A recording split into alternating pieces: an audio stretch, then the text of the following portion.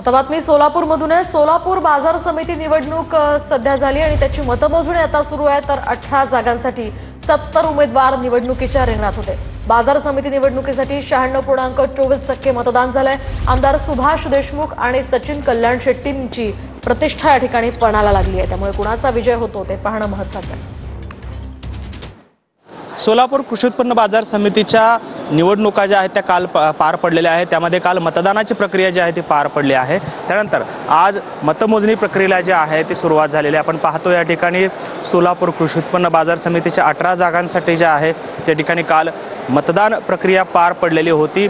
त्यानंतर आज त्याची मतदान प्रक्रियेनंतर आज मतमोजणीची जी प्रक्रिया आहे ती या ठिकाणी सुरू असल्याचं आपल्याला पाहायला मिळतं। आपण पाहतो या ठिकाणी खरं तर बॅलेट पेपर पद्धतीनं हे मतदान प्रक्रिया जी आहे ते काल पार पडलेली होती। बाजार समिती निवडणुकीमध्ये विजयकुमार देशमुखांनी आमदार सुभाष देशमुखांना पाठिंबा दिला आणि त्यांच्यासाठी ताकद जी आहे ती पणाला लावलेली पाहायला मिळते। त्यामुळे एकंदरीत राजकीय गणितं जे आहेत सोलापूर जिल्ह्यातली त्यामध्येच भाजपची जी अंतर्गत राजकीय समीकरणं आहेत ती कुठेतरी वेगळी पाहायला मिळाली होती। अतिशय चुरशीची अशी ही निवडणूक जी आहे ती या ठिकाणी झालेली आहे।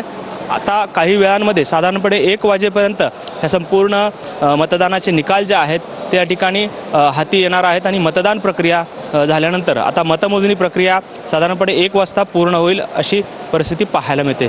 त्यामुळे या दोन्ही निवडणुकांमध्ये कोण बाजी मारतायत हे पाहणं महत्त्वाचं ठरणार आहे। कॅमेरामॅन विनोद मुनाबादकरसह सागर सुरवसे, TV9 मराठी।